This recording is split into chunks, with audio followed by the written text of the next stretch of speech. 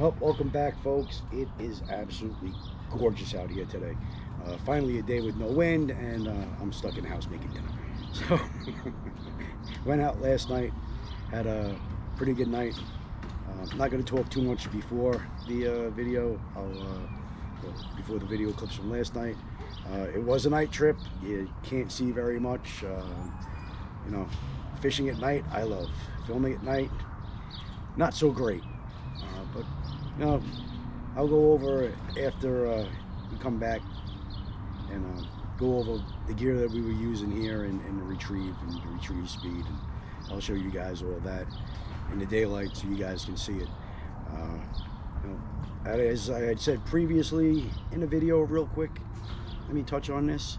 I had found bunker that night that I had made that video. No fish on it. Last night there was fish on it, so not a lot of fish. You know, it wasn't a you know, it was still a grind. It wasn't knocked down yet. You know, not drag them out, knock down night, but you know, picked up a couple of fish in about 2 hours that after work that I had. I would have stayed longer, but conditions changed, and that's what I'm going to discuss after I come back.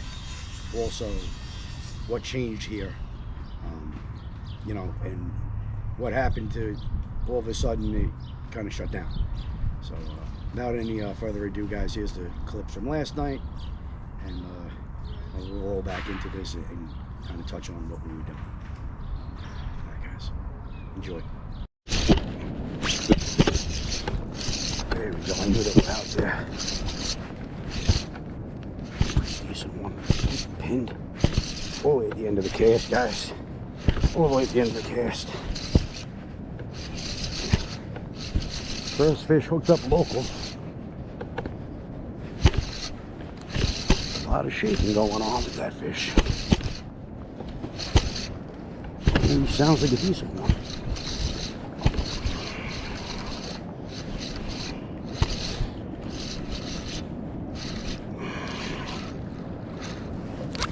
Hey, not bad.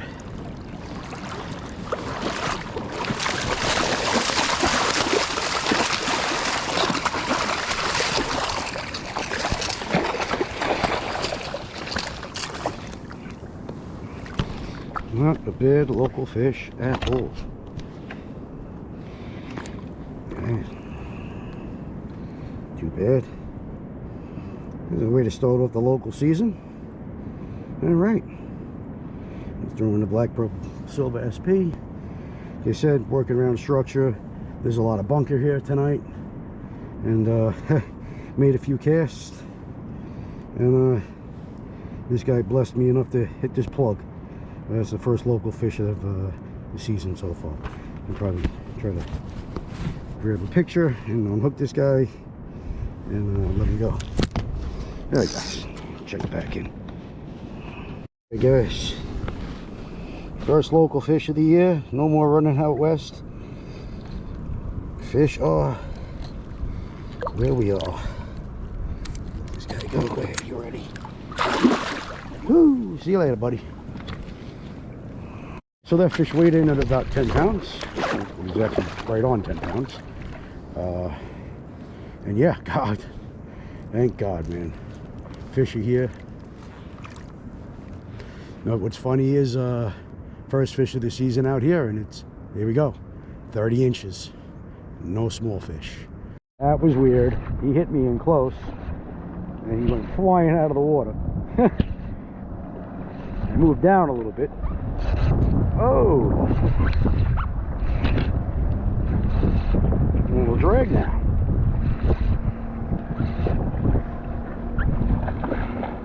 No, that's a bass. The minute when he jumped out of the water, I almost thought that he was going to be a toothy critter. But nope, he's got stripes. Made a color change. This fish hit me real close in. Not as big as the last one, but hey, still not a bad thing.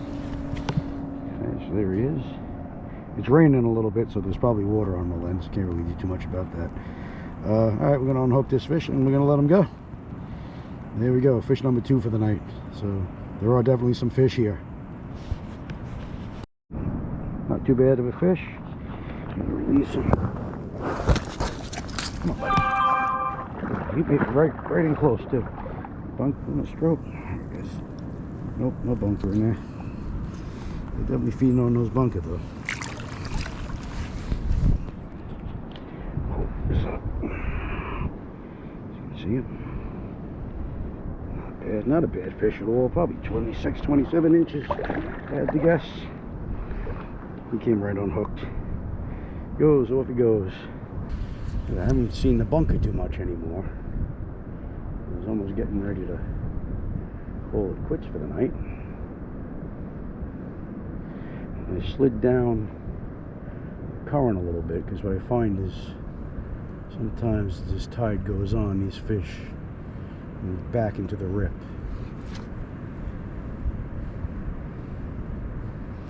There's a little rip right out in front of me from where I was standing.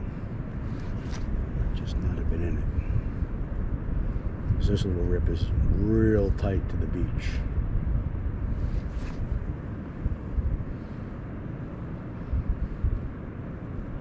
If I had the right current and the right wind, usually I'm working the plug back through it. Sometimes you gotta move back into it. It's weird because the plug was like in an eddy.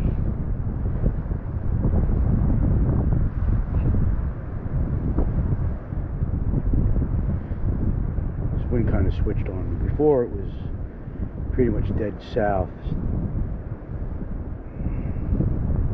Down here there was no wind, and now it's gone a little southwest. So like I said, I switched up the SP minnow color to a chicken scratch. You got some yellow in it, and this bunker is bait, so chicken scratch always does well for me. I'm gonna make a few more casts and see what we get here, and I'll check back in.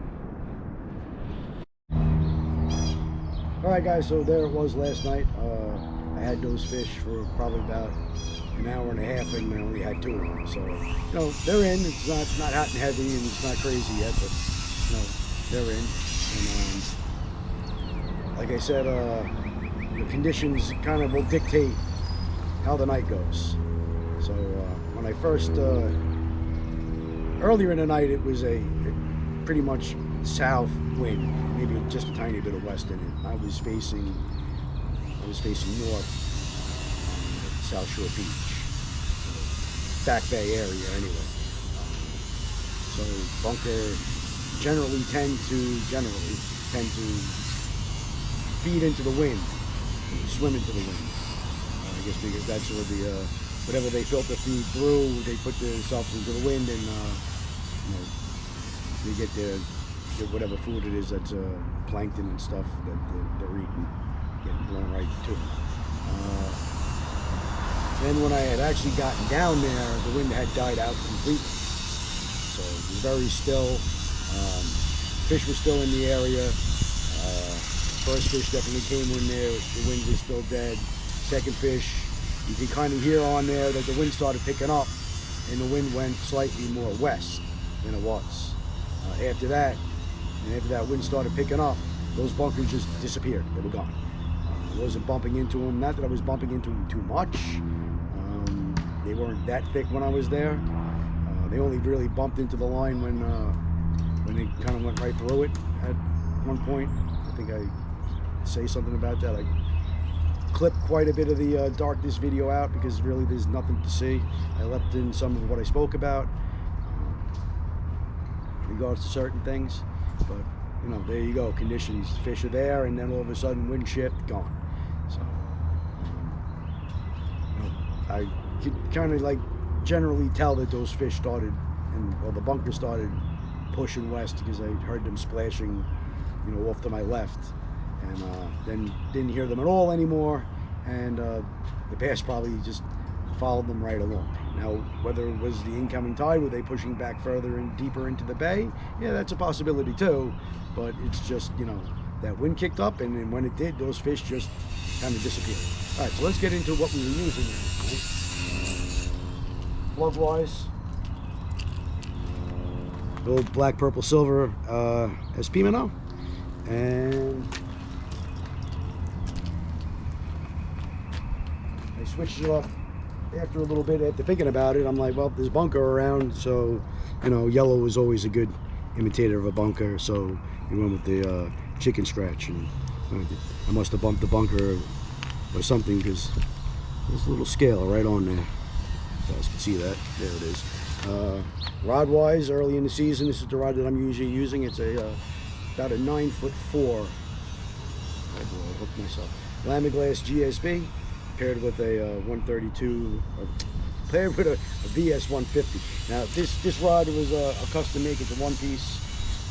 It is built on the old GSB, not even the OS. Actually, the original GSB 132-1L blank, which is 132 is 132 inches, which would be 11 feet, and I had to cut down off the butt down to about 9'4". So that's the back bay rod that I like to use, and it's plenty strong, and I've caught plenty of large fish on it and had no problem. And generally speaking, this time of the year, when the water's still cold, the fish are, kind of sluggish still.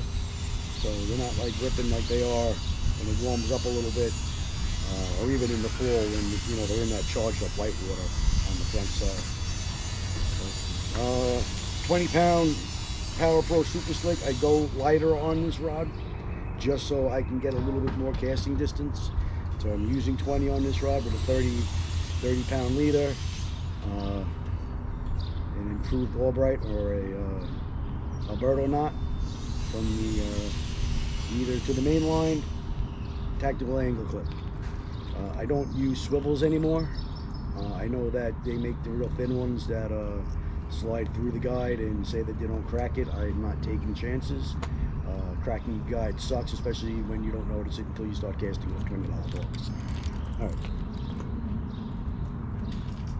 guys, that was the gear I was using last night. I'll be out there a lot more now, so hopefully nightly I'll be out there. Filming videos at night sucks.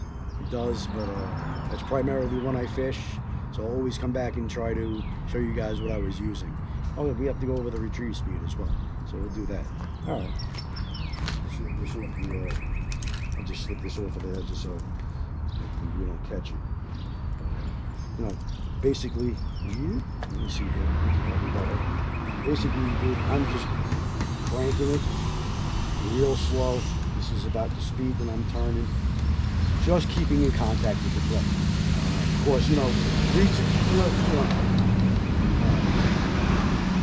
retrieve speed is going to vary on what rod and what, not what rod, but what reel you have, because of course they all have different line pickup. But basically the way I do it, or the way I can tell it, is I'm just keeping in contact with the plug while I'm reeling. And then just dip down and twitch it up. Letting that lure stop for a second and then shooting off. And that dart, if there's a fish following or a fish looking at it, that fish is gonna say that whatever I'm following is getting ready to take off on me. I don't feel like chasing it. Once it does, this is my chance to grab it, and it's almost like instinctual for them to just hit the plug on that pause, and that all of a sudden this thing is taking off and he pounces on it like a cat with a ball. Pounces on it. Instinctually I gotta feed. This thing is moving slow. It's about to take off on me. I gotta hit it. You think of it that way, and it kind of just makes sense as to why that every 2, 3, 4 cranks of that plug, I'm just giving that dip and twitch, and I'll play around a little bit with that. Sometimes just give it a light twitch. In the next cast, I'll give it a good hard twitch. If I'm not getting hit, I am going to switch to retrieve speed. Generally speaking, 90% of the time, the hits that I'm getting are coming on just that crawl, that dead crawl. It's been said 1,000 times. If you think you're reeling too slow, reel slower. That's what has been said by the old timers many times, and that just seems to be what works generally. Nothing works 100% all the time. I've had nights out there, and I think I did do a video previously, probably 3 years ago. You guys can go back and watch that, where each night I was switching up the speed. They didn't want it on that slow retrieve. They wanted it on the medium retrieve. And I kind of noticed that when sometimes a real bright moonlit night, they want it on an even faster retrieve. Again, not always, but always keep that in mind, that you can switch what you're doing on this end, and don't get stuck in the same rut. Change it up, that might just lead to, something clicks. These fish want it this fast, and turn a dead night into a good night. I think that these fish probably would have hit any swimming plug that I threw at them. If I was using an SP minnow, yeah, probably would have hit a mag daughter, probably would have hit the hydro minnow, at least for Nicole anyway. I don't know why I can't catch a fish with a hydro minnow, but they all work the same way, and they basically all have the same profile. And, just subtle differences. Mag daughters, sometimes I'll have outproduce the SP minnow, but not too often. Most of the time, and this time of year, I'm throwing that SP minnow when conditions are that there are bunker there. If there was smaller bait, I would have switched up tactics. If it was small spearing or something like that, I probably would have went with something like soft plastic, even a swim shad, smaller swim shad, which they'll generally work pretty well also with when the bunker around too, the larger size ones. But if I'm looking for a thinner profile bait, something like that, I'm probably just going to throw a lead head with a curly tail, or a bucktail with a curly tail, or a bucktail with a rind.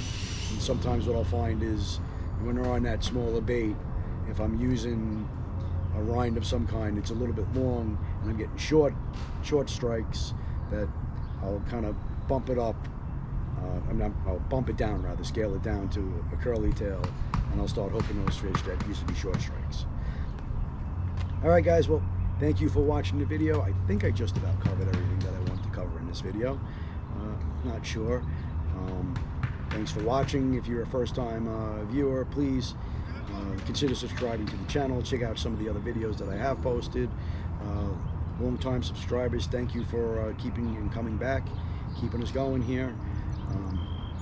We don't have the most subscribers on this channel, but we do have the best subscribers on this channel.